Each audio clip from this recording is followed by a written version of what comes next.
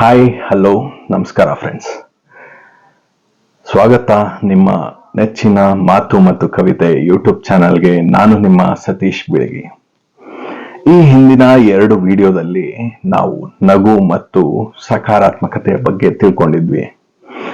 ಇವತ್ತು ನಾನು ತಂದಿರುವಂತಹ ಆ 2 ವಿಷಯಗಳಿಗೆ ಸಂಬಂಧಪಟ್ಟಂತಹ ಇನ್ನೊಂದು ಟಾಪಿಕ್ ಖುಷಿ, ಅಂದ್ರೆ ಹ್ಯಾಪಿನೆಸ್. ಖುಷಿ ಎಂಬುದು ನಾವೆಲ್ಲರೂ ಸದಾ ಹುಡುಕಾಡುವಂತಹ ಒಂದು ಅದ್ಭುತವಾದ ಮನಸ್ಥಿತಿ. ಖುಷಿಯ ವರ್ಣನೆ ಒಬ್ಬರಿಂದ ಒಬ್ಬರಿಗೆ ಬದಲಾಗ್ತಾ ಹೋಗುತ್ತೆ. ಖುಷಿಯಲ್ಲಿ ಹಲವಾರು ಭಾವಗಳು ಅಂದ್ರೆ ಸಂತೋಷ, ತೃಪ್ತಿ, ಸಮಾಧಾನ ಹಾಗೂ ಅಂದುಕೊಂಡದ್ದು ಈಡೇರಿದಂತಹ ಭಾವಗಳು ಒಳಗೊಂಡಿರ್ತವೆ. ಬನ್ನಿ, ಖುಷಿಯ ವಿವಿಧತೆಯನ್ನ ಹಾಗೂ ಜೀವನದಲ್ಲಿ ಯಾವುದೆಲ್ಲ ಮಾರ್ಗದಲ್ಲಿ ಖುಷಿಯನ್ನ ಹೊಂದಬಹುದು ಅಂತ ತಿಳ್ಕೊಳ್ಳೋಣ. ಮೊದಲನೇದಾಗಿ ಖುಷಿಯ ವರ್ಣನೆ. ಖುಷಿಯ ವರ್ಣನೆಯನ್ನ 3 ರೀತಿಯಲ್ಲಿ ಮಾಡಬಹುದು. ಒಂದು ಮನಸ್ಥಿತಿ, ಎರಡನೇದು ಜೀವನದ ತೃಪ್ತಿ, ಮೂರನೇದಾಗಿ ವ್ಯಕ್ತಿನಿಷ್ಠ ಯೋಗಕ್ಷೇಮ ಅಂದ್ರೆ ಸೋಷಿಯಲ್ ವೆಲ್ ಬೀಯಿಂಗ್. ನಾವೆಲ್ಲ ಸಾಧಾರಣವಾಗಿ ನಾವು ಖುಷಿಯಾಗಿದ್ದೇವೆ ಎಂದು ಹೇಳಿಕೊಳ್ಳುವಾಗ ನಮ್ಮ ಮನಸ್ಥಿತಿಯನ್ನ ವರ್ಣಿಸ್ತೇವೆ. ಹೇಗೆ ಅಂತೀರಾ?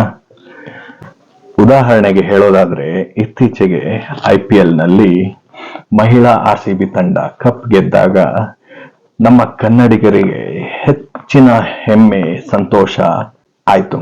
ಇದು ಮನಸ್ಥಿತಿ. ಮನಸ್ಥಿತಿಯ ಖುಷಿಯನ್ನ ಸಮಾಧಾನದಿಂದ ಸಂತೋಷದವರೆಗೆ ಅಳೆಯಬಹುದು. ಎರಡನೇದಾಗಿ ಜೀವನ ತೃಪ್ತಿ. ಇಲ್ಲಿ ನಮ್ಮ ಖುಷಿ ಹಲವಾರು ಅಂಶಗಳು ಅಂದ್ರೆ ಸಂಬಂಧ, ವೃತ್ತಿ ಹಾಗೂ ವೈಯಕ್ತಿಕ ಸಾಧನೆಗಳಿಂದ ನಾವೆಷ್ಟು ಸಂತೃಪ್ತಿಯನ್ನ ಹೊಂದಿದ್ದೇವೆ ಅನ್ನೋದ್ರ ಮೇಲೆ ಅವಲಂಬಿತವಾಗಿರುತ್ತದೆ. ಮೂರನೇದಾಗಿ ವ್ಯಕ್ತಿನಿಷ್ಠ ಯೋಗಕ್ಷೇಮ. ಇಲ್ಲಿ ಒಬ್ಬ ವ್ಯಕ್ತಿಯ ಯೋಗಕ್ಷೇಮದ ಬಗ್ಗೆ ತಾನು ಸ್ವಯಂ ಮಾಡಿರುವಂತಹ ವರದಿಯ ಮೇಲೆ ಖುಷಿಯ ವರ್ಣನೆಯನ್ನ ಮಾಡಲಾಗುತ್ತೆ. ಉದಾಹರಣೆಗೆ, ವರ್ಲ್ಡ್ ಹ್ಯಾಪಿನೆಸ್ ರಿಸರ್ಚ್ ಎಂಬ ಸರ್ವೆಯೊಂದರ ಕ್ವೆಷನೇರ್ನಲ್ಲಿ ವ್ಯಕ್ತಿಯ ಜೀವನದ ಕುರಿತಾಗಿ ಇರುವ ಒಟ್ಟಾರೆ ಭಾವನೆಗಳಿಂದ ಖುಷಿಯನ್ನು ವರ್ಣಿಸಲಾಗುತ್ತದೆ. ಖುಷಿಯಲ್ಲಿ 2 ಮುಖ್ಯ ಅಂಶಗಳಿರ್ತವೆ. ಒಂದು ಸಮತೋಲನವಾದ ಭಾವನೆಗಳು ಅಂದ್ರೆ ಎಮೋಷನಲ್ ಬ್ಯಾಲೆನ್ಸ್. ಎಲ್ಲರ ಜೀವನದಲ್ಲೂ ನಕಾರಾತ್ಮಕ ಹಾಗೂ ಸಕಾರಾತ್ಮಕ ಭಾವನೆಗಳ ಅನುಭವವಾಗಿರುತ್ತೆ. ಆದರೆ ನಕಾರಾತ್ಮಕ ಭಾವನೆಗಳಿಗಿಂತ ಸಕಾರಾತ್ಮಕ ಭಾವನೆಗಳು ಹೆಚ್ಚಿದ್ದಲ್ಲಿ ಅದನ್ನ ಖುಷಿ ಅಂತ ಕರಿತೇವೆ. ಮತ್ತೊಂದು ಜೀವನ ತೃಪ್ತಿ. ಈ ಮುಂಚೆ ಹೇಳಿದ ಹಾಗೆ ಸಂಸಾರ, ವೃತ್ತಿ ಹಾಗೂ ವೈಯಕ್ತಿಕ ಸಾಧನೆಗಳಿಂದ ಅನುಭವವಾಗುವಂತಹ ಖುಷಿ.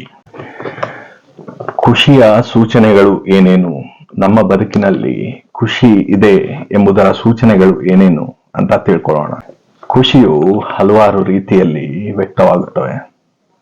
ಅದರಲ್ಲಿ ಕೆಲವನ್ನ ಈಗ ಹೇಳ್ತೀನಿ.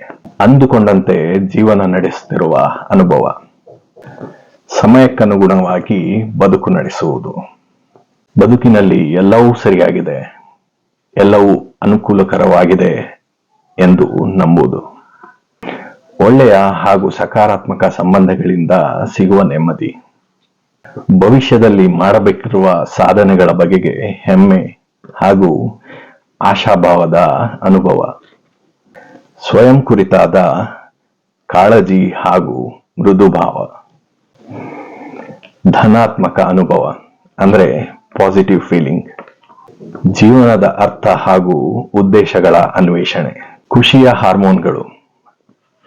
ನಿಮ್ಮಲ್ಲಿ ಸಾಕಷ್ಟು ಜನ ಕೇಳಿರಬಹುದು, ನಾವು ಖುಷಿಯಾಗಿದ್ದಾಗ ನಮ್ಮ ದೇಹದಲ್ಲಿ ಒಳ್ಳೆಯ ಫೀಲ್ ತರುವಂತಹ, ಯೋಗಕ್ಷೇಮವನ್ನ ಕಾಯ್ದುಕೊಳ್ಳುವಂತಹ ಒಂದಷ್ಟು ಖುಷಿಯ ಹಾರ್ಮೋನ್ಗಳು ರಿಲೀಸ್ ಆಗ್ತವೆ. ಈ ಖುಷಿಯ ಹಾರ್ಮೋನ್ಗಳು ನಮ್ಮನ್ನು ಎಲ್ಲಾ ರೀತಿಯಲ್ಲೂ ಯೋಗಕ್ಷೇಮದಿಂದ ಇರಲು ಹಾಗೂ ಒಳ್ಳೆಯ ಮನಸ್ಥಿತಿಯನ್ನ ಕಾಪಾಡಿಕೊಳ್ಳಲು ಸಹಕರಿಸ್ತವೆ. ಈ ರಾಸಾಯನಿಕ ಸಂದೇಶವಾಹಕಗಳು ನಮ್ಮ ಮನಸ್ಥಿತಿ, ಸಂತಸ ಹಾಗೂ ಆಹ್ಲಾದಕರ ಭಾವನೆಗಳ ಮೇಲೆ ನೇರವಾಗಿ ಪ್ರಭಾವ ಬೀರ್ತವೆ. ಬನ್ನಿ, ನಮ್ಮ ದೇಹದಲ್ಲಿ ಉತ್ಪತ್ತಿಯಾಗುವಂತಹ ಆ 4 ಖುಷಿಯ ಹಾರ್ಮೋನ್ಗಳು ಯಾವ್ಯಾವು ಅಂತ ತಿಳ್ಕೊಳ್ಳೋಣ, ಹಾಗೂ ಅದನ್ನ ಉತ್ತೇಜಿಸುವಂತಹ ಅಥವಾ ಟ್ರಿಗರ್ ಮಾಡುವಂತಹ ವಿಧಾನಗಳು ಯಾವ್ಯಾವು ಅಂತ ಸಹ ತಿಳ್ಕೊಳ್ಳೋಣ. ಮೊದಲನೇದಾಗಿ ಡೋಪಮೈನ್. ಇದು feel good hormone. Dopamine hormone ಸಂತಸ, ಬಹುಮಾನ, ಪ್ರೇರಣೆ ಹಾಗೂ ಕಲಿಕೆಗಳಿಂದ ಹೊರಹೊಮ್ಮುವಂತಹ ಹಾರ್ಮೋನ್. ಡೋಪಮೈನ್ ಅನ್ನ ಉತ್ತೇಜಿಸುವಂತಹ ಚಟುವಟಿಕೆಗಳು. ನಮಗೆ ಖುಷಿ ತರುವ ಚಟುವಟಿಕೆಗಳಲ್ಲಿ ನಾವು ನಮ್ಮನ್ನು ತೊಡಗಿಸಿಕೊಳ್ಳುವುದರಿಂದ ಡೋಪಮೈನ್ ಹಾರ್ಮೋನ್ ರಿಲೀಸ್ ಆಗುತ್ತೆ. ನಾವು ನಮ್ಮ ಜೀವನದಲ್ಲಿ ಸಣ್ಣ ಸಣ್ಣ ಗುರಿಗಳನ್ನ ನಿಗದಿಪಡಿಸಿಕೊಂಡು ಅದನ್ನ ಸಾಧಿಸಿದಾಗ ಡೋಪಮೈನ್ ಹಾರ್ಮೋನ್ ಅನ್ನ ಉತ್ತೇಜಿಸಬಹುದು. ನಮ್ಮ ಜೀವನದಲ್ಲಿ ನಮಗೆ ದೊರೆತಿರುವಂತಹ ಎಲ್ಲ ಸೌಕರ್ಯ, ಸೌಲಭ್ಯಗಳನ್ನ ನಾವು ಧನ್ಯತಾ ಭಾವದಿಂದ ಕಂಡಾಗ ಡೋಪಮೈನ್ ಹಾರ್ಮೋನ್ ರಿಲೀಸ್ ಆಗುತ್ತೆ. ಎರಡನೆಯ ಹಾರ್ಮೋನ್ ಸೆರೆಟೋನಿನ್. ಇದು ಮನಸ್ಥಿತಿ, ನಿದ್ದೆ, ಹಸಿವು ಹಾಗೂ ಜೀರ್ಣಶಕ್ತಿಯ ಮೇಲೆ ನೇರವಾಗಿ ಪ್ರಭಾವ ಬೀರುತ್ತದೆ. ಸೆರೆಟೋನಿನ್ ಅನ್ನು ಹೆಚ್ಚಿಸುವಂತಹ ಚಟುವಟಿಕೆಗಳು: ಮುಂಜಾನೆಯ ಎಳೆ ಬಿಸಿಲಿನಲ್ಲಿ ಸಮಯ ಕಳೆಯುವುದು, ವ್ಯಾಯಾಮ ಮಾಡುವುದು, ಪ್ರೋಟೀನ್, ಅಮೈನೋ ಆಮ್ಲವಿರುವಂತಹ ಆಹಾರ ಪದಾರ್ಥಗಳ ಸೇವನೆ, ಧ್ಯಾನ ಮತ್ತು ಸಮಾಧಾನತೆಯನ್ನ ರೂಢಿಸಿಕೊಳ್ಳೋದ್ರಿಂದ ಸೆರೋಟೋನಿನ್ ಅನ್ನ ಹೆಚ್ಚಿಸಬಹುದು. ಮೂರನೆಯ ಹಾರ್ಮೋನ್ ಆಕ್ಸಿಟೋಸಿನ್, ಲವ್ ಹಾರ್ಮೋನ್ ಅಂತ ಸಹ ಕರೀತಾರೆ. ಇದು ಉತ್ತಮ ಬಾಂಧವ್ಯ, ನಂಬಿಕೆ, ವಿಶ್ವಾಸ ಹಾಗೂ ಕರುಣೆಗೆ ಅವಶ್ಯಕ. ಆಕ್ಸಿಟೋಸಿನ್ ಹಾರ್ಮೋನ್ ಅನ್ನ ಉತ್ತೇಜಿಸುವಂತಹ ಚಟುವಟಿಕೆಗಳು: ದೈಹಿಕವಾಗಿ ಪ್ರೀತಿಯನ್ನ ತೋರ್ಪಡಿಸುವುದು, ತಬ್ಬಿಕೊಳ್ಳುವುದು ಹಾಗೂ ಮುದ್ದಾಡುವುದು, ಸಕಾರಾತ್ಮಕವಾಗಿ ಸಮಾಜದಲ್ಲಿ ಬೆರೆಯುವುದು, ಕರುಣೆ, ದಯೆ ಹಾಗೂ ಉದಾರತೆಯಿಂದ ವರ್ತಿಸುವುದು. ನಾಲ್ಕನೆಯ ಹಾರ್ಮೋನ್ ಎಂಡಾರ್ಫಿನ್. ಇದು ಸ್ಟ್ರೆಸ್ ರಿಲೀವಿಂಗ್ ಹಾರ್ಮೋನ್. ಎಂಡಾರ್ಫಿನ್ ಇದು ನೈಸರ್ಗಿಕವಾದ ಒತ್ತಡ ಹಾಗೂ ಅಸ್ವಸ್ಥತೆಯ ನಿವಾರಕ ಹಾರ್ಮೋನ್. ಎಂಡಾರ್ಫಿನ್ ಅನ್ನು ಉತ್ತೇಜಿಸುವಂತಹ ಚಟುವಟಿಕೆಗಳು: ದಿನನಿತ್ಯದ ವ್ಯಾಯಾಮ, ನಗುವುದು, ಖಾರವಾದ ಪದಾರ್ಥಗಳ ಸೇವನೆ ಹಾಗೂ ಸಂತಸ ತರುವಂತಹ ಚಟುವಟಿಕೆಗಳು ಅಂದರೆ ಕುಣಿತ, ಹಾಡುವುದು, ನಿಸರ್ಗದಲ್ಲಿ ಸಮಯ ಕಳೆಯುವುದು. ಸಮತೋಲನದ ಜೀವನದಲ್ಲಿ ಖುಷಿಯ ಹಾರ್ಮೋನ್ಗಳ ಉತ್ಪಾದನೆಗೆ ಮುಂಜಾನೆಯ ಎಳೆಬಿಸಿಲು, ವ್ಯಾಯಾಮ, ಸಮಾಜದಲ್ಲಿನ ಸಂಪರ್ಕ ಹಾಗೂ ಒಳ್ಳೆಯ ಅನುಭವಗಳು ಹೆಚ್ಚಿನ ಕೊಡುಗೆಯನ್ನ ನೀಡುತ್ತವೆ.